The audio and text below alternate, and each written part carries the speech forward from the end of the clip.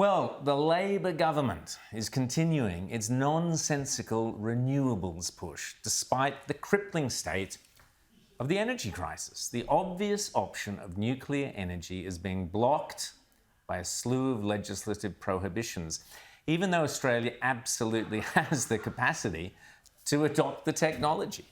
Joining me now to discuss the energy crisis and the developments of the nuclear industry is Nationals MP and Chair of the Parliamentary Friends of Nuclear Industries, David Gillespie. David, great to see you as always. We've been beating our heads against a brick wall, for so long in this country. Can't have nuclear, moratoriums and all the rest of it. But, isn't it time to get over that stupidity and just say this is what we need? Exactly, we should get over it. It is an emotional response ingrained in a lot of people's mind by decades of misinformation. I was so pleased to see Peter Malinauskas put his head above the parapets, only to be shot down by elbow. Exactly. I mean, he is back in the naughty corner, he's been told. I'd just like to say that I have great respect for Prime Minister Albanese, but everyone gets things wrong once or twice. And so he should retract and thank Peter Malinauskas for calling it out. So Peter Malinauskas last week popped up and said, let's go nuclear. And the reason being because he's Premier of South Australia. South Australia is, that's the holy grail of nuclear, isn't it? It's where you can bury the waste. It's where you can mine it. It's the perfect environment, isn't it? It is a great spot. It is a great spot. And I was so pleased to hear him say it, and I'm supporting him 100%. Good. And then he backed down. I know. Look, he's been given his talking points by the Prime Minister. But really, we have to... I have spoken to both the Energy Minister and the Prime Minister, and they are doubling down on this. It's almost like ostrich-like behaviour of burying their head in the sands. The rest of the world has worked out it's economic. They wouldn't be doing it. There's a stampede at the moment around the world because people have woken up to the promise of renewables delivering everything is just so totally overblown. Renewables can't do any transition. They can't even be reliable to produce energy when we need it, which is all the time. So we have to get serious about getting our regulations, getting our industry in shape to go nuclear, because eventually we'll have to. We'll have to. And then, the sooner we get on with it, the better. So what intrigues me, a lot of people, you mentioned the head in the sand mentality, the ostrich mentality. And I think there's still, in an older generation particularly, this kind of fear of Chernobyl and 3 Mile and all that sort of stuff. But beyond that, there's also a kind of slight reluctance. Oh, it's a big, you've got to have a big nuclear power plant, on the beach or whatever it is. But in fact, the new modular, this is what a lot of people are pinning their hopes on. So apparently you could have, for example, in a disused coal power station, 3 nuclear modules, which would power, the state, half the country. Well, you could do that. The thing is, nuclear is safe, it is efficient, and just look at the United Arab Emirates. They haven't even gone with small modular reactors, but they've installed 5.4 gigawatts of nuclear power in the space I've been in Parliament. We visited them in 2013-14.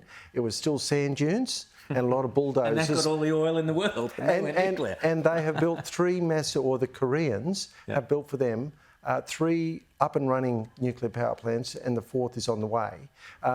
But the small modular reactors deliver another efficiency again with reduced amount of materials by 50%. They shrink the size of the plant by 90%. They have passive safety. That is, they are designed to be able to be turned off and be left alone. They don't need secondary systems to keep them safe like the old power plants did.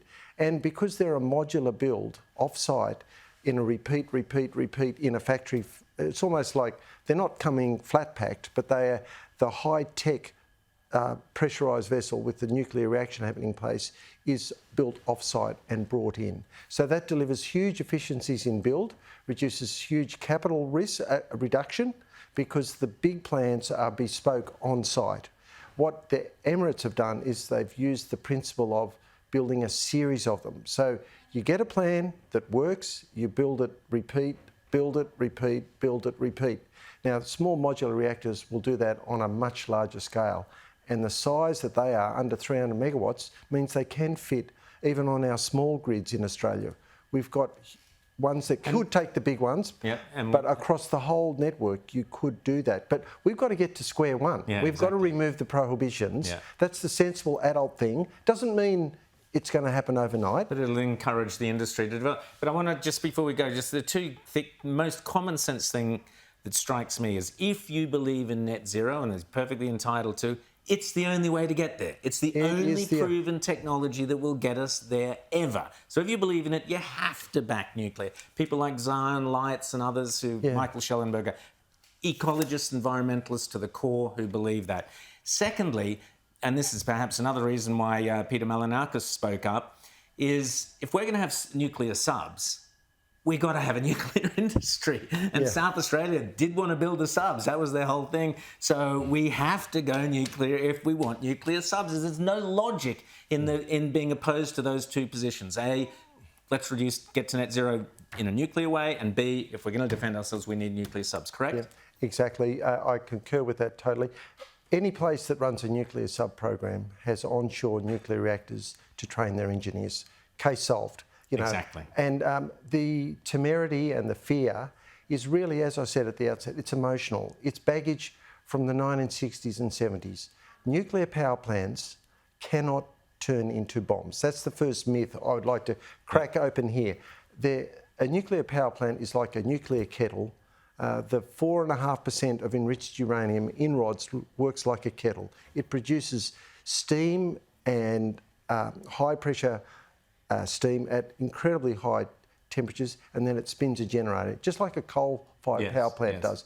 But it's only 4.5% enriched. Now, a nuclear bomb needs 95% plus a huge explosion. Different things. And people conflate a power reactor fed by nuclear fission to a potential bomb. But physically, if a terrorists were to drive past here now anywhere in the world and throw a hand grenade over, you wouldn't get, a nuclear bomb.